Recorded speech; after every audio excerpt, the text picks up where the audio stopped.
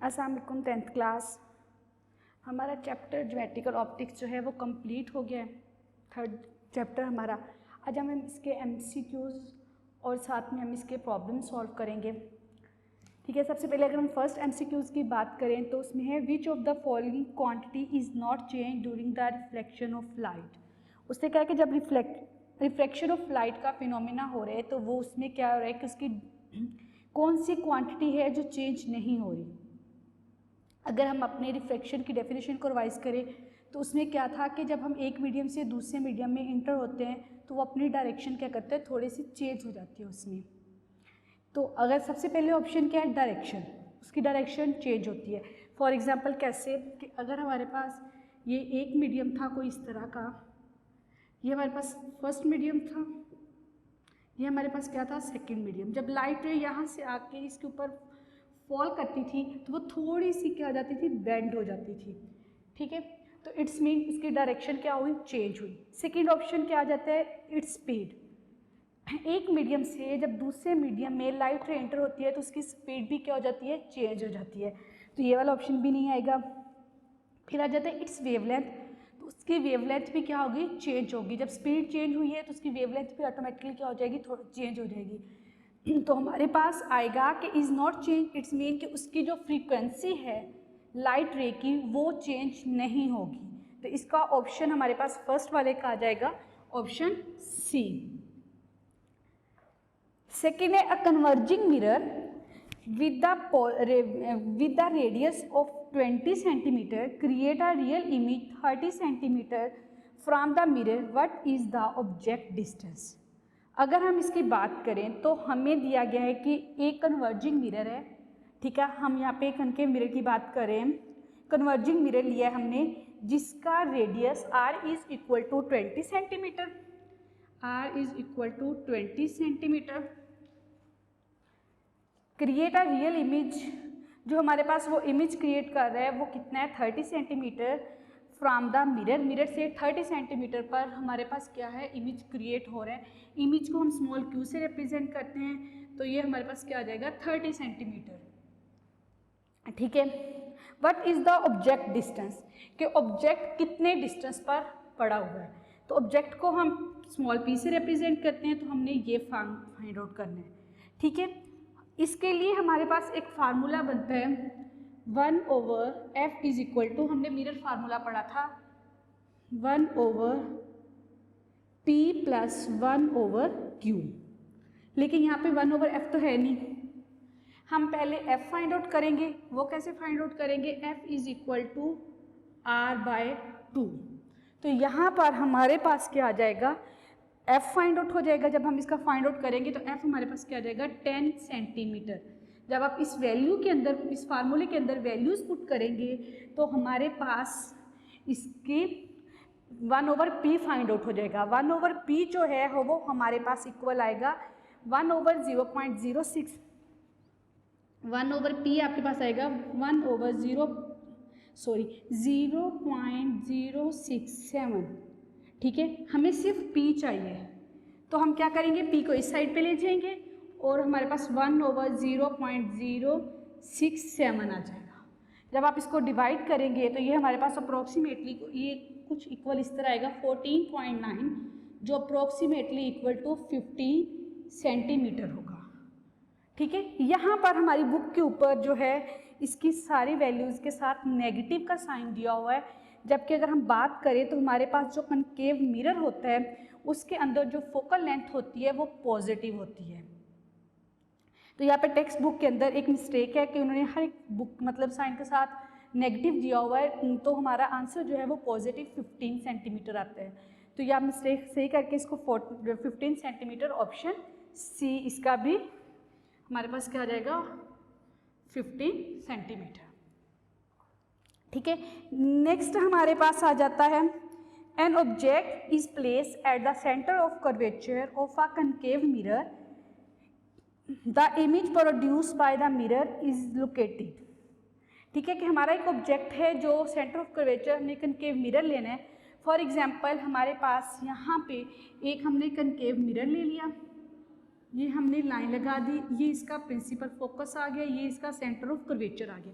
अगर हम मिरर की बात करें तो हमारे पास स्फेरिकल मिरर कुछ ये इस तरह करके आ रहा था, ठीक है, यही पॉइंट इसका कहीं ना कहीं रेडियस सेंटर ऑफ कर्वेचर बन रहा था, ठीक है। अब यहाँ पे यही पॉइंट हमने इसका क्या ले लिया, सेंटर ऑफ कर्वेचर। हमने कहा कि जब हमारा ऑब्जेक्ट सेंटर ऑफ कर्वेचर पे हो तो हमारा इमेज किस जगह पे फॉर्म होगा, ठीक है। हमने क्या किया, इसी जगह पे एक ऑब्जेक्ट को प्लेस कर दिया। हम टू लाइट रे को डिस्कस कर लेते हैं। जब लाइट रे पैरेलल होगी तो इसके बाद मिरर के ऊपर फॉल करने के बाद क्या होता है, रूल्स होते हैं कि जब पहले पैरेलल टू प्रिंसिपल एक्सिस हो तो after reflection they passes to principal focus. तो अभी होगा क्या करेगी, प्रिंसिपल फोकस से हमारे यहाँ पे पास करेगी, ठीक है। हमने फर्स्ट रे ले ली।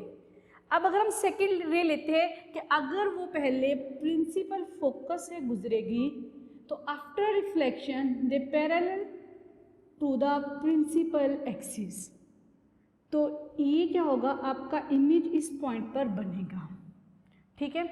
तो अब अगर हम देखें तो जब हमारा ऑब्जेक्ट सेंटर ऑफ कर्वेचर के ऊपर प्रेजेंट था तो हमारा इमेज भी कहाँ पे फॉर्म हुआ, सेंटर ऑफ कर्वेचर पे ही। तो अब यहाँ पे हम देख लेते हैं ऑप्शन में हमारे पास कौन कौन से हैं। Out beyond the centre of curvature, at the centre of curvature, between the centre of curvature and the focal length, at the focal length.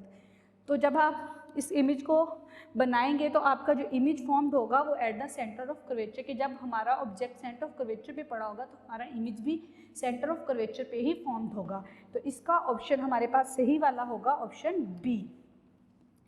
Third one हमारे पास क्या आ जाएगा, ऑप्शन बी, ठीक है। नेक्स्ट हमारे पास आएगी an object is 14 centimetre in front of convex mirror.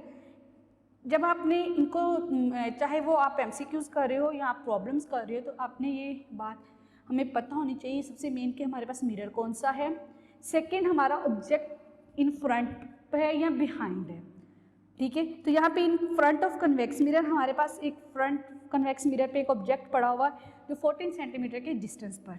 The image is 5.8 centimetre behind the mirror, means के यहाँ पर कहीं आपका ऑब्जेक्ट पड़ा हुआ है और इमेज जो है वो यहाँ कहीं बन रहा है बिहाइंड द मिरर, मिरर के पिछली साइड पर, ठीक है। What is the focal length of the mirror, mirror की फोकल लेंथ क्या होगी, ठीक है। जब हमने कन्वेक्स मिरर की बात की तो जब बिहाइंड द मिरर आपका इमेज बन रहा होगा तो उसकी फोकल लेंथ क्या होगी, नेगेटिव होगी। जब आप इसको सॉल्व करोगे इसी फार्मूले से 1/f is equal to 1/p plus 1/q, तो आपका जो आंसर आना चाहिए वो नेगेटिव में आना चाहिए। क्यों, क्योंकि बिहाइंड द मिरर बात हो रही है और कन्वेक्स की बात हो रही है, तो उसमें जो फोकल लेंथ होती है वो हमारे पास क्या होती है, नेगेटिव। तो इसका जब आप इसको सॉल्व करेंगे तो इसका आंसर आपके पास आएगा -9.9 सेंटीमीटर, ऑप्शन सी। 4 का हमारे पास क्या आ जाएगा, ऑप्शन सी। नेक्स्ट है हमारे पास question number MCQ 5, the index of refraction depend upon.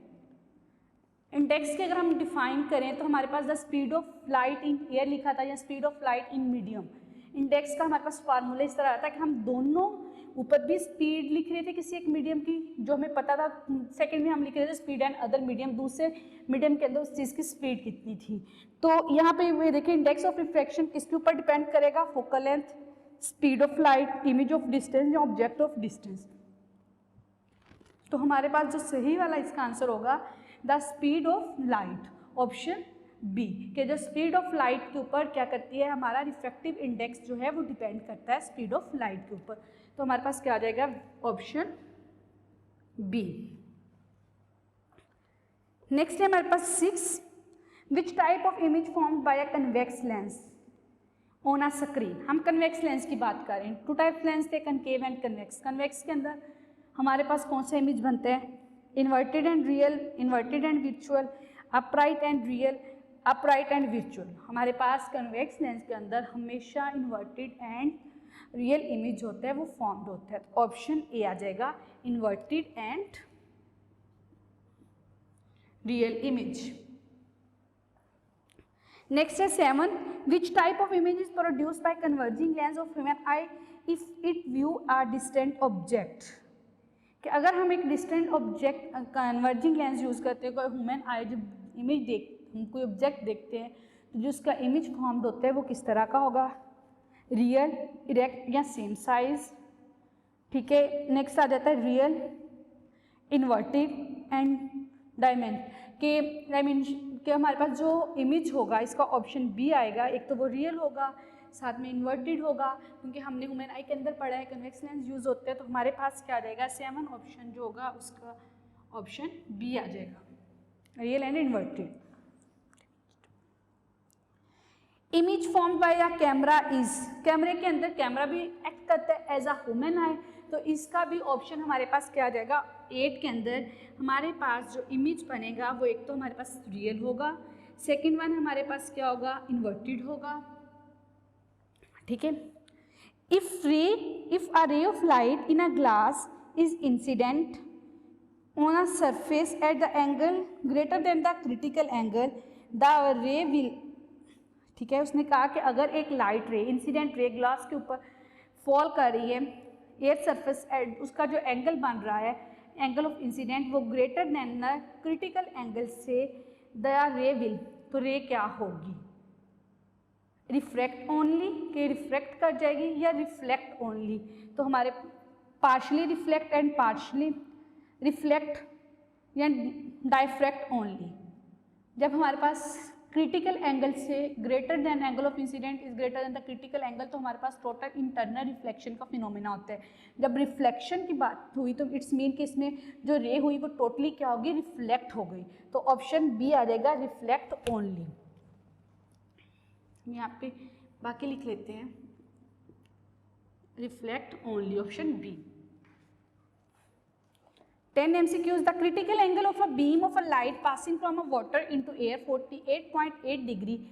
This means that by right ray with an angle of incident greater than the angle will be totally reflected. ठीक है, means कि वही बात की गई टोटल इंटरनल रिफ्लेक्शन की, जब आपका 48 पॉइंट ग्रेटर देन हो जाता है क्रिटिकल एंगल से, तो वो जो लाइट रे होती है वो टोटल की टोटल जो होती है वो रिफ्लेक्ट हो जाती है टू द फर्स्ट मीडियम। तो इट्स मीन कि यहाँ पे उन्होंने इसी चीज़ की पूछा है कि एंगल ऑफ इंसिडेंट जब ग्रेटर होता है तो this angle will be totally reflected, option B. 10 वाला भी क्या आ जाएगा आपके पास, ऑप्शन बी। तो यहाँ पे हमारे MCQs जो है वो सारे कंप्लीट हो जाते हैं। रिव्यू क्वेश्चंस के सारे आंसर्स वही हैं जो हमने चैप्टर्स के अंदर पढ़े हैं, पूरा चैप्टर पढ़ा है। तो अब हम आते हैं फर्स्ट प्रॉब्लम पे कि हमारे प्रॉब्लम जो हैं हम स्टार्ट करते हैं।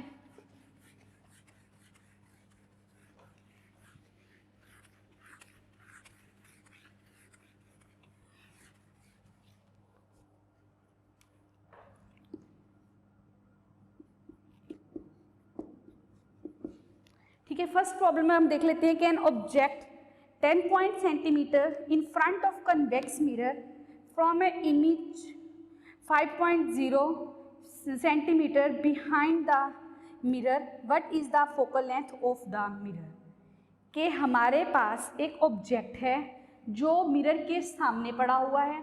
फॉर एग्जांपल ये हमारे पास एक मिरर है, यहाँ पे हमने उसका ऑब्जेक्ट रखा हुआ है, ये इन फ्रंट ऑफ मिरर आ गया, जो इसका इमेज बन रहा होगा इस मिरर के बिहाइंड पे बन रहा होगा। जब हम लिख लेते हैं हमारे पास object Q is equal to, sorry object है तो P आएगा 10 centimetre, Q is equal to 5 centimetre. ठीक है, कन्वेक्स मिरर, जब हम बिहाइंड की बात करेंगे तो इट्स मीन मिरर के फ्रंट पे इमेज बन रहा होता तो पॉजिटिव होता है, जब बिहाइंड चला गया है तो हमारे पास क्या आ जाएगा, Q के साथ नेगेटिव साइन। ठीक है, हमने क्या फाइंड आउट करनी है, व्हाट इज फोकल लेंथ।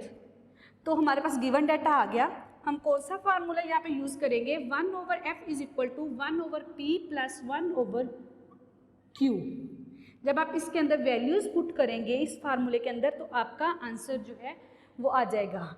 ठीक है, अगर हम वैल्यूज पुट भी करके देख लें तो 1/f वैसे का वैसा आ जाएगा, 1/p 10 माइनस प्लस आ जाएगा इंटू 5 माइनस, नेक्स्ट स्टेप में आप कर ले 1/10 माइनस 1/5। नेक्स्ट आप इसको एलसीएम लें या इसको सिंपल डिवाइड करके माइनस करें और एंड देन इसको 1 पे डिवाइड करेंगे तो आपके पास f आ जाएगा जो किसके इक्वल है, 10 centimetre.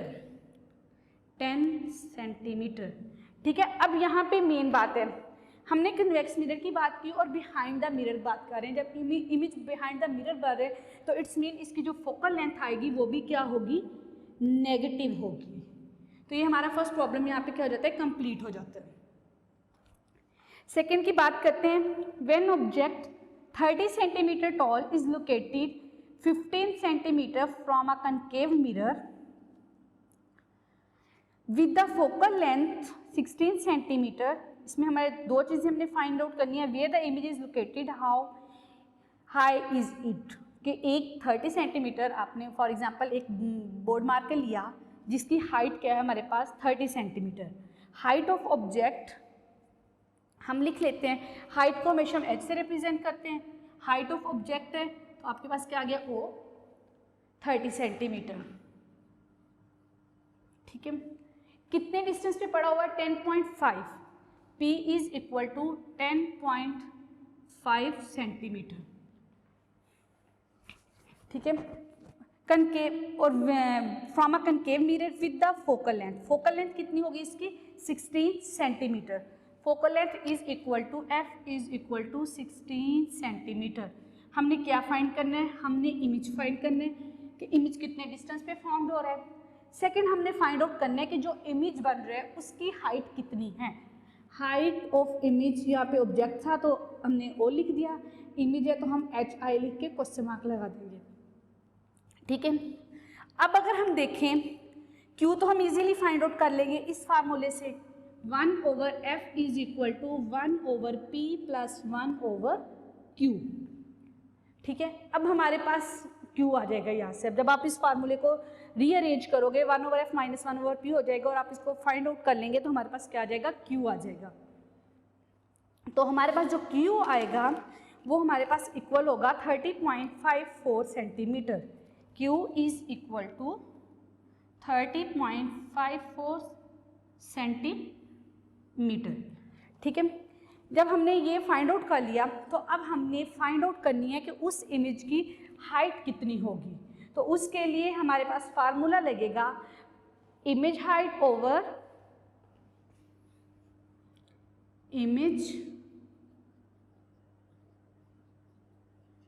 Height over object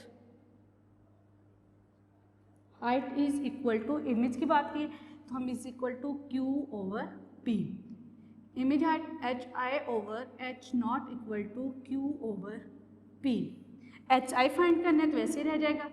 HO कितना है 30 सेंटीमीटर, Q कितना है अभी हमने फाइंड किया 30.54, P हमारे पास कितना है 10.5। जब आप इसको रीअरेंज करेंगे तो 30.54 डिवाइडेड बाय 10.5 मल्टीप्लाई बाय 30। तो यहाँ पे जब हमारे पास क्या आ जाएगा HI इज इक्वल टू, जब आप इसको सॉल्व करोगे तो हमारे पास HI जो इसका आएगा वो आएगा 87.26 सेंटीमीटर। तो यहाँ पे हमारे पास प्रॉब्लम 2 जो है वो भी क्या हो जाता है, कंप्लीट हो जाता है। नेक्स्ट है क्वेश्चन नंबर 3, एन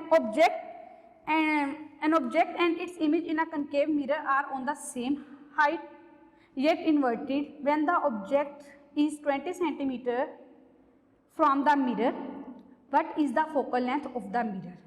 ठीक है, इस क्वेश्चन में उन्होंने कहा है हमें कि हमारे पास जो ऑब्जेक्ट है वो सेम डिस्टेंस है, उसका जितने पे ऑब्जेक्ट है उतने पे ही इमेज फॉर्म्ड हो रहा है। तो हमारे पास क्या आ जाएगा, हम क्या करेंगे इसी को रेज कर लेते हैं, यहीं पे पुट कर लेते हैं। जब आपके पास ऑब्जेक्ट डिस्टेंस 20 सेंटीमीटर है तो इमेज डिस्टेंस भी कितना आएगा 20 centimetre. What is it's focal length, आप इसकी हमने क्या फाइंड करनी है, फोकल लेंथ। तो फोकल लेंथ के लिए हमारे पास यही फार्मूला यूज होगा, 1/f is equal to 1/p plus 1/q। ठीक है, क्वेश्चन नंबर, जब आप इसको सॉल्व करोगे इसमें वैल्यूज पुट करने के बाद तो एंड पे हमारे पास क्या आ जाएगा f। सिंपल, इसमें जस्ट वैल्यूज पुट करें, इसको डिवाइड करें और एंड पे आंसर्स को प्लस करने के बाद एफ को इस साइड पे ले जाएं और जो आंसर आएगा उसको इस साइड पे लेके 1 पर डिवाइड कर दें तो आपका आंसर आ जाएगा। Question number 4, find the focal length. हमने फोकल लेंथ फाइंड आउट करनी है of a mirror that form an image 5.6 centimetre behind the mirror of an object placed 34.4 centimetre in front of the mirror। हमने क्या करना है कि हमने पहले गिवन डाटा राइट कर लेते हैं, उसके बाद हम क्या करते हैं, इसको सॉल्व करते हैं। यहाँ से हम इसको रेस कर देते हैं, इसी में गिवन डाटा राइट कर लेते हैं। क्यू कितना है हमारे पास, पी कितना है 34 सेंटीमीटर। हमने एक ऑब्जेक्ट लिया है जो फॉर एग्जांपल ये हमारे पास एक मिरर था जो 34 सेंटीमीटर क्या पड़ा हुआ है, 34.4 सेंटीमीटर इन फ्रंट ऑफ 34.4 ये ना 34.4 centimetre in front of mirror. Image कहाँ बन रहा है, बिहाइंड द मिरर। तो कितना डिस्टेंस पे पड़ा हुआ है behind the mirror, 5.6 centimetre. 5.6 centimetre means कि कहीं इधर 5.6 सेंटीमीटर पे क्या हो रहा है, आपका इमेज फॉर्म हो रहा है। अपनी क्या फाइंड आउट करनी है, अपने फोकल लेंथ फाइंड आउट करनी है। यहाँ पे हम बात कर रहे हैं कि हमारे पास find the length of the mirror behind the mirror आ गया तो हमारे पास क्या होगा, इसका जो इमेज होगा उसके साथ कौन सा साइन हम यूज़ करेंगे, नेगेटिव। तो हमारे पास क्यू जो आ जाएगा नेगेटिव आएगा। इसी तरह आप फोकल लेंथ फाइंड आउट करें, इसमें पुट करें वैल्यूज़, माइनस का साइन लगाएं। जैसे फर्स्ट क्वेश्चन सॉल्व होगा वैसे ही आपका ये वाला क्वेश्चन भी क्या हो जाएगा, सॉल्व हो जाएगा। और इसकी जब फोकल लेंथ भी क्या आएगी, नेगेटिव आएगी। क्यों, क्योंकि बिहाइंड द इमेज बन रहा है तो बिहाइंड से हमें पता चल जाना चाहिए कि हमारे पास जब इमेज नेगेटिव है तो उसकी फोकल लेंथ भी क्या होगी, नेगेटिव होगी। और एंड पे उन्होंने पूछा हुआ है कि ये what is the focal length of the mirror, sorry इसके लिखा हुआ है इज द मिरर कनकेव और कन्वेक्स। आपने ये भी बताना है कि जो मिरर है वो आपके पास कनकेव है या कन्वेक्स है। तो जब कन्वेक्स के अंदर दोनों फोकल लेंथ और हमारे पास जो इमेज होता है वो नेगेटिव होता है, तो हम क्या कहेंगे कि हमारे पास जो मिरर यूज़ हम कर रहे हैं वो क्या है, हमारे पास कन्वेक्स मिरर। ठीक है, यहाँ पे हमारे 4 प्रॉब्लम्स जो है वो कंप्लीट हो जाते हैं। बाकी नेक्स्ट हमारे पास जो है 8 प्रॉब्लम्स। 5th प्रॉब्लम जो है वो आप खुद करेंगे। ठीक है, मैं आपको उसका गिवन डाटा बता देती हूँ कैसे, खुद मैं गिवन जस्ट रीड कर देती हूँ। An image of a statue appear at 11.5 centimeter behind the convex mirror. What is the focal and with the focal length the distance, find the distance from the statue of the mirror। कि एक statue जो है वो mirror के सामने खड़ा हुआ है लेकिन हमें ये नहीं पता वो कितने डिस्टेंस पे खड़ा हुआ है। ठीक है, हमें इमेज का डिस्टेंस दे दिया है कि हमें क्यू जो है वो हमारे पास 11.5 है, फोकल लेंथ हमारे पास 13.5 है, हमने फाइंड करना है पी। इतने सारे क्वेश्चंस के अंदर हम सिर्फ एफ फाइंड आउट करते आ रहे थे, अब हमें एफ दे दिया है, क्यू दे दिया है, हमने पी फाइंड आउट करना है। ठीक है, बिहाइंड द मिरर है तो क्यू की जो वैल्यू होगी उसके साथ हमारा जो होगा नेगेटिव साइन आएगा। ठीक है, -11.5 आप पुट करेंगे तो आपका ये 5 प्रॉब्लम जो है ये भी क्या हो जाएगा, कंप्लीट हो जाएगा। और इंशाल्लाह हमारे पास जो नेक्स्ट है 6 से वो हम कल स्टार्ट करेंगे, कल करेंगे। इसको अच्छे से कर लें, ये इजी से मतलब बहुत इजी प्रॉब्लम है। जस्ट आपको पता चल जाना चाहिए कि हमारी वैल्यूज़ के साथ कहाँ नेगेटिव आना है। तो जब आप इजीली उसमें पुट करोगे वैल्यूज़ तो आपको क्वेश्चन ऑटोमेटिकली क्या हो जाएगी, वैल्यूज़ सॉल्व हो जाएंगी। और एक और बात, मैंने आप लोगों के जो टेस्ट में मिस्टेक्स देखी है ना, आप लोग मोस्टली क्या मिस्टेक करते हो, हमारे पास फोकल लेंथ जो है वो एफ के इक्वल है, ऑब्जेक्ट जो है वो पी के इक्वल है, इमेज जो है वो क्यू के इक्वल है। आप इतना फाइंड आउट करते हो 1/f तक, 1/f जो है वो फोकल लेंथ नहीं होगा। ठीक है, तो आपने एंड पे उसका रेसिप्रोकल लें, f उस साइड पे ले जाएं, वैल्यू को 1 पे डिवाइड कर दें तो आपका f आ जाएगा। ठीक है, तो इसको एंड तक सॉल्व करेंगे तो आपकी वैल्यू एग्जैक्ट वही आएंगी जो बुक पे दी हुई है।